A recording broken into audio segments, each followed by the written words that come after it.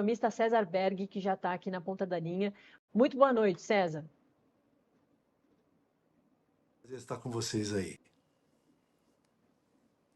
Boa noite, Bom, tudo bem, César, Natália? conversei agora com o ministro.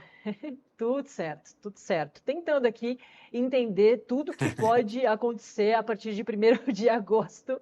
E claro, né, nos próximos dias, até hoje, porque o governo brasileiro está todo reunido, é vice-presidente Geraldo Alckmin, claro, o Ministério da Fazenda. O presidente Lula está sempre muito próximo de Celso Amorim, que é um conselheiro de assuntos internacionais. Está todo mundo emergente, né, essa reunião para conseguir fazer uma reação, ou pelo menos uma nota, a essa novidade do governo de Trump, anunciando essa tarifa maior, a maior anunciada até agora, de 50% para o Brasil. Então, César, repito a primeira pergunta que eu fiz ao ministro Henrique Meirelles agora há pouco, o que isso significa, né?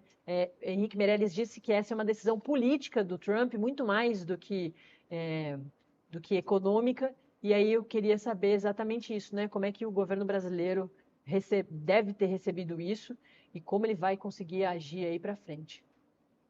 Pois é, Natália, nós temos que entender isso de 3 formas. Primeiro, os Estados Unidos, depois do pós-guerra, se tornou a maior nação em termos econômicos e democráticos, né? Lá você tem sediado vários organismos internacionais, né? Então, eles construíram uma imagem muito positiva. Então, em cima dessa imagem, dessa construção, sentou o presidente Trump, que agora vem tomando atitudes realmente que a gente fica surpreso. Nessa questão é importante observar que a China já tinha sido ser taxada a mais de 100%, o Vietnã também. O Brasil, então, se coloca entre essas nações com maior taxa, né? Foi surpreendente, porque você bem mencionou, houve a reunião do BRICS e, como contrapartida, o Trump disse que ia taxar os países membros do BRICS em 10%. Mas parece que essa carta do Brasil já estava escrita, né? Porque isso ele falou ontem, e existe toda uma equipe por trás trabalhando nisso. Agora, o surpreendente maior é que agora, de fato, se mostra a razão, não só uma razão econômica, como uma razão política. Então, se utiliza o poderio econômico para pressionar e criar embargos, né? A questão econômica com relação à questão política, né? Mistura tudo. Então, não tenha dúvida que o teor da carta é um teor político, sim, e essa sanção é mais uma sanção para criar um constrangimento, né, no próprio Brasil, em função de todos os aspectos. Nós tínhamos aquela projeção de início do ano, quando o Trump tomou posse, de que seria uma tarifa de 10%. Agora, muitos mercados, né, vão ser prejudicados, não tenha dúvida. Agora, o Brasil, ele exporta carne também para os Estados Unidos e também pode ser prejudicado esse segmento aí e outros segmentos também da economia. Agora, lembrando sempre de que essa questão econômica que ele menciona, que é injusta para os Estados Unidos, negativo. O Brasil é deficitário nas transações econômicas com os Estados Unidos. Ora, infelizmente, ele é o segundo parceiro econômico nosso. Então vai ter que haver muita diplomacia, muita conversa, porque de fato me parece que o governo americano atual está evado de questões políticas e muito mal assessorado, pelo visto e pelo conteúdo da carta que ele escreveu. Então eu vejo nesse sentido, é uma tarifa fora do normal, nós não temos nenhum parâmetro econômico e financeiro que possa de alguma forma justificar esses 50%, não tenha mesmo, pode ter certeza disso. Então sobra a questão política, que de fato é uma questão que tem que estar fora dos fóruns econômicos e mais diplomáticos.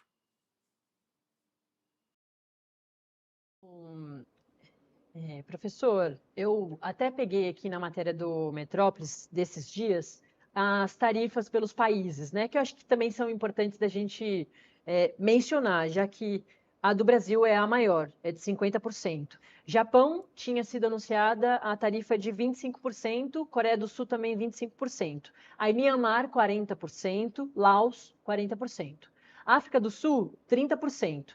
Aí Cazaquistão, Malásia, Moldávia, Brunei, com 25%. 20% Filipinas, a gente também tem 30% Argélia, Iraque, Líbia e Sri Lanka. A gente também deve ter a divulgação ainda de mais países entrando nessa lista de taxações. Por que que a do Brasil foi a maior, professor? Fica evidente, olha, que é crítica mesmo, né? Onde ele mencionou, inclusive, o nome de ex-presidente, né? Eu nunca vi isso, né? E você, para justificar uma tarifa econômica, você coloca questões que muitas vezes, e nós estamos vendo isso, beira a inverdade, né? Com relação ao Supremo Tribunal também, a julgamentos do Supremo Tribunal aqui no Brasil. Então, não tenha dúvida de que ele coloca, como ele colocou também para a China, a questão da questão das drogas, né? O México, ele menciona isso para justificar uma questão econômica, que fica injustificável, Natália. Então, não adianta a gente querer entender do ponto de vista econômico uma decisão onde ele menciona praticamente, se você for verificar, 2/3 da carta só menciona questões políticas, né? No final, ele fala um pouco das relações econômicas entre Brasil e Estados Unidos, que não é verdade, porque a pauta americana é bem maior em termos de exportação para o Brasil que o Brasil exporta para os Estados Unidos. Então, não tenha dúvida de que essa tarifa ela está fora de qualquer parâmetro econômico, né? Você tem a mesa de negociação da China, porque nessa lista que você mencionou, são a lista que estão nas cartas, mas já havia tarifas anteriores que foram imputadas a outros países e, de certa forma, suspendidas em função de uma negociação. Mas a perspectiva é de que a China, por exemplo, tem uma tarifa maior que a do Brasil. Mas não tenha dúvida de que essa carta atual, ela praticamente coloca o Brasil numa situação que ele vai ter que negociar e, de fato, merece uma análise e muita calma, porque não tenha dúvida de que está eivada de inverdades também, viu, Natália?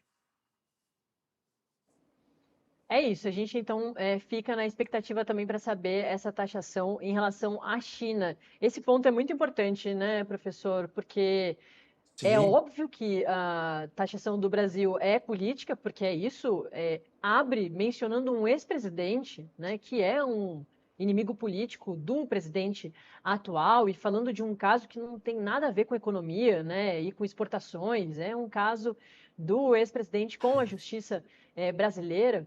E então tem essa mistura e já abre a carta dessa forma. Mas a gente sabe também que Trump tem problemas com a China. Então, é uma expectativa grande para a gente saber se realmente a taxação da China vai ser maior. Do Trump, a gente pode realmente esperar isso, porque essas atitudes são sempre muito políticas, né? Ele muitas vezes ameaça primeiro pela rede social, que é das poucas pessoas que utilizam, né? A Truth Social. Ele tem utilizado cada vez mais depois que brigou com Elon Musk, dono do X, e vai anunciando por ali, muitas vezes em tom muito pessoal, acabando com a liturgia do cargo, né? Não como um presidente, mas falando, claro, como o presidente dos Estados Unidos. E aí depois, muitas vezes a Casa Branca vem reforçando isso. Isso aconteceu com as tarifas em relação aos outros países. A Casa Branca veio logo depois, explicou como seriam feitas essas taxações, e agora a gente tem a confirmação do governo brasileiro de que recebeu a carta também e a surpresa dessa taxação de 50%. Professor, para terminar contigo, eu sei que o senhor também tem um compromisso, já agradeço desde já o senhor ficar aqui conosco, mas como é que um governo recebe, consegue se organizar economicamente, né, em relação a isso? Começa a pensar em formas de driblar isso, é, diminuir as suas exportações para os Estados Unidos e pensar em outros países para reforçar essas exportações.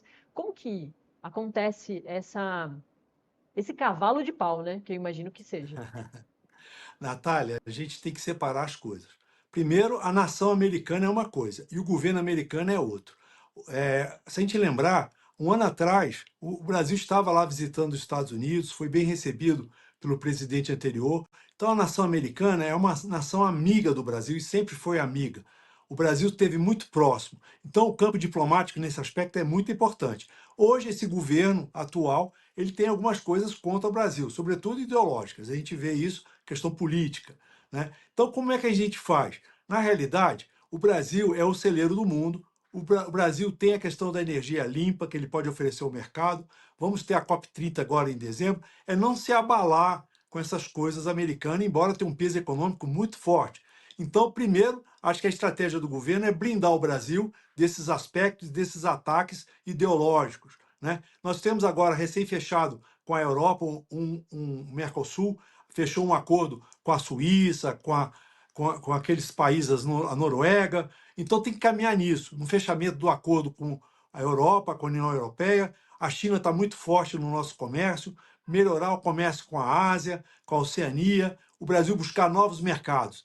Obviamente, o presidente e o ministro Meirelles lembrou, nós somos exportação de commodities, então o mundo é carente disso. Então, nesse primeiro momento, é não entrar na briga e nesse discurso, né? Você retribuir de forma diplomática, eu acho que o Brasil vai fazer nessa linha, porque realmente o Brasil não tem nada a ganhar entrar nessa discussão de bate-boca via mídia social, né, como o próprio presidente Trump prefere, porque é o seguinte, nós temos que colocar a cabeça no lugar, blindar o Brasil. O Brasil ele tem muitas diferenciais para oferecer para o mundo. A gente vê que na Europa a gente é bem aceito, na África, na Ásia. Então não tem que se preocupar do ponto de vista momentâneo de negociação. É até 1º de agosto verificar os pontos onde a gente pode oferecer uma certa contrapartida, mas não tenha dúvida de que esse momento a questão política pesa mais. Então, cabeça fria, pensar bastante no que vai ser dito, né? Isso aí parece que o nosso governo está pensando nisso, e não entrar nessa seara de bate-boca. Agora, não tenha dúvida que o mercado vai ter uma grande volatilidade. O dólar hoje apresentou um crescimento grande, fechando próximo, um pouquinho acima de 5,50. A bolsa caiu. Isso aí mostra esses aspectos. Então, cabeça fria também para os investidores aqui no Brasil, porque esse momento é um momento difícil. E aos 45 minutos do segundo tempo, quando o juiz apresentou a placa de 2 minutos, o Trump soltou essa carta aí que ninguém esperava, com 50%.